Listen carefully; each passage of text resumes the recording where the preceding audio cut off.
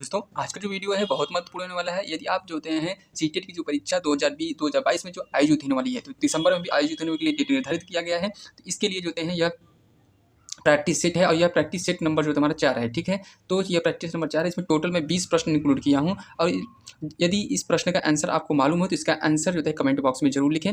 यदि लास्ट में आपसे एक प्रश्न भी पूछूंगा जिसका आंसर आपको कमेंट बॉक्स में भी बताना होगा। यदि आप 20 प्रश्न में से कितने प्रश्न का आंसर जो आपका सही बताते हैं उसका आंसर जो होता है टोटल अपना स्कोर भी जरूर बताएं। तो यह प्रैक्टिस नंबर जो होता है प्रैक्टिस सेट 4 है, तो ये आपको मालूम होना चाहिए। चलिए हम बिना देर के प्रश्न को शुरू करते हैं।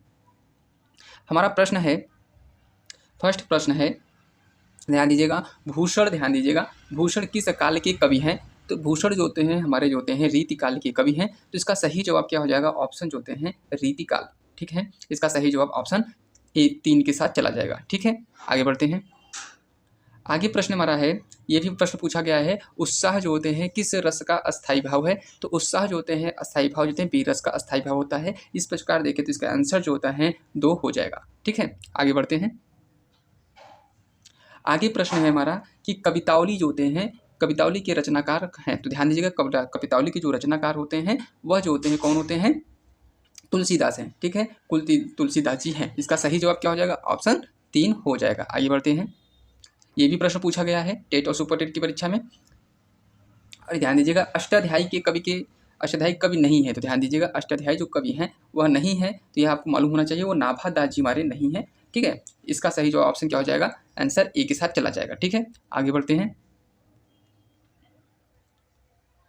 आगे प्रश्न हमारा है, जो वीणा द्वारा व्यक्त न किया जा सके, ठीक है, जो वीणा द्वारा व्यक्त न किया जा सके उसे क्या कहते हैं? तो ध्यान दीजिएगा, जो वाणी द्वारा, ठीक है, गलत पढ़ दिए हम, जो वाणी द्वारा व्यक्त न किया जा सके, सॉरी ये थोड़ा ये परेशान कर रहा है।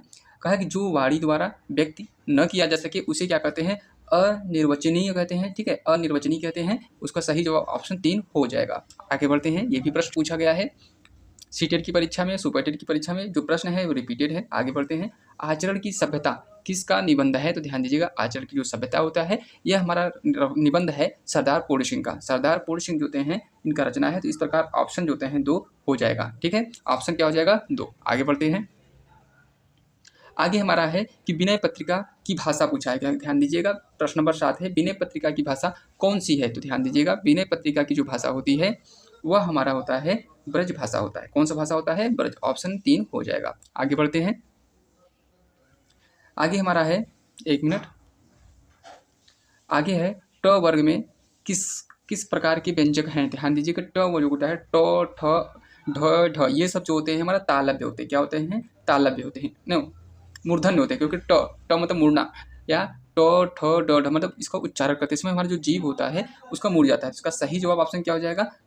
3 हो जाएगा, ठीक है। आगे बढ़ते हैं। पूछा क्या है? श्रृंगार रस का अस्थाई भाव है। तो ध्यान दीजिएगा, श्रृंगार रस का अस्थाई भाव जो होते हैं रति होता है, ठीक है। यह आपको मालूम होना चाहिए। इसका सही जवाब ऑप्शन जो होता है 2 हो जाएगा, ठीक है। आगे बढ़ते हैं।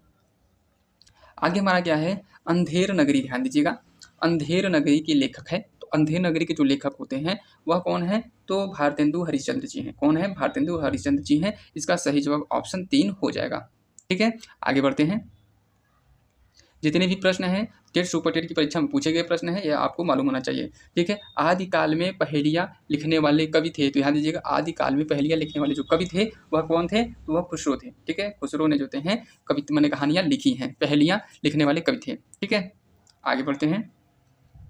ध्यान दीजिएगा, पेड़ से बंदर कूदा वाक्य में कौन सा कारक है? पूछा गया है हमसे कौन सा कारक है। तो इसका सही जवाब जो होता है कूदना की बात होती है। यहाँ पर अपादान हो जाएगा। कौन सा कारक हो जाएगा? अपादान, से अलग होना, से अलग होना, ठीक है। ये जो है सेंटेंस होता है। इसका सही जवाब ऑप्शन क्या हो जाएगा? ए हो जाएगा।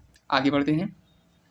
कहा कि निम्नलिखित में से तद्भव शब्द है। तो ध्यान दीजिएगा, जो तद्भव होता है वह हमारा हिंदी रूप होता है, और तत्सम जो होता है, तत्सम, तत्सम, तत्सम जो होता है वह हमारा क्या होता है? संस्कृत रूप होता है। तत्सम कौन सा होता है? तो यह जो है मछली जो होता है हमारा क्या होता है? तत्भव रूप है। कौन सा है? तत्भव। ऑप्शन क्या हो जाएगा? 4 हो जाएगा। आगे बढ़ते हैं।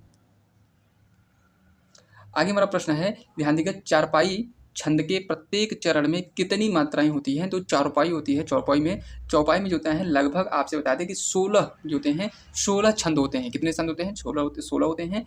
ऑप्शन क्या हो जाएगा? ऑप्शन जो होते हैं दो हो जाएगा। ठीक है, ऑप्शन 2 हो जाएगा। आगे बढ़ते हैं। आगे हमारा प्रश्न है कि निम्नलिखित में से कौन सा निबंध जो होते हैं हजारी प्रसाद द्विवेदी द्वारा नहीं है? तो हजारी प्रसाद द्विवेदी द्वारा नहीं है। किसका नहीं है? तो ध्यान दीजिएगा, कौन सा निबंध हजारी प्रसाद द्विवेदी का नहीं है? ये पूछा है, नहीं है। ठीक है, तो हमारा कूटज जो होता है हमारा होता है। ठीक है, अशोक का फूल होता है कूटज। ठीक है, और विचार प्रभावित है, लेकिन वृत्त का जो होता है वृत्त और विकास ये नहीं होता है। ठीक है, इसका सही जवाब ऑप्शन क्या हो जाएगा? 4 हो जाएगा। इसमें पूछा था कि हजारी प्रसाद द्विवेदी का कौन सा जो होता है नहीं है। ठीक है, आगे बढ़ते हैं। 16 नंबर है कि सागर माला रासो किसके द्वारा रचित है? तो ध्यान दीजिए, सागर मालो रासा जो होते हैं जगनिक जो होते हैं हमारे लेखक थे, उन्हीं के द्वारा यह लिखी गई थी। तो इसका सही जवाब क्या हो जाएगा? ऑप्शन 4 के साथ चला जाएगा। आगे बढ़ते हैं। ध्यान दीजिएगा, हिंदी प्रदीप पत्रिका का संपादन किया था। तो ध्यान दीजिएगा, हिंदी प्रदीप पत्रिका का संपादन जो होते हैं हमारे कौन थे? ये क्या कहते हैं? बालकृष्ण भट्ट जी थे। बालकृष्ण भट्ट ने जो होते हैं इसकी रचना किए थे। तो इसका सही जवाब क्या हो जाएगा? ऑप्शन ए 2 हो जाएगा। ठीक है, इसका सही जवाब क्या हो जाएगा? 2। आगे बढ़ते हैं। सूर्योदय शब्द का संबंध सूर्योदय शब्द का संधि विच्छेद है। पूछा क्या है? संधि विच्छेद। तो क्या होता है? सूर्योदय जो होता है सूर्य धन उदय होता है। क्या होता है? सूर्य धन उदय होता है। तो यह ध्यान दीजिएगा, इसका सही जवाब क्या हो जाएगा? ऑप्शन जो होता है ए 2 हो जाएगा। ठीक है, आगे बढ़ते हैं। लास्ट प्रश्न है हमारा कि यथाशक्ति, ध्यान दीजिएगा, यथाशक्ति में समास है। तो यथाशक्ति में कौन सा समास होता है? तो ध्यान दीजिएगा, अव्ययी भाव समास। किसका? क्योंकि इसका पहला अव्यय जो है यथा जो है अव्यय है। यथा जो शब्द है, यथा जो अव्यय है, इसलिए जो है अव्ययी भाव समास हुआ। तो अब आपका प्रश्न है, जितना भी प्रश्न हो आप सॉल्व किए हो उसका आंसर कमेंट बॉक्स में जरूर बताइएगा। इसके बाद देखिए आपके लिए प्रश्न है, आपका आंसर भी बता दिए हैं, सॉरी। कौन सा जो है शब्द जो है तत्भव है? ध्यान दीजिएगा, ऑप्शन ध्यान दीजिएगा, तत्भव उसमें पूछा है। आपको इसको कमेंट बॉक्स में जरूर बताइएगा।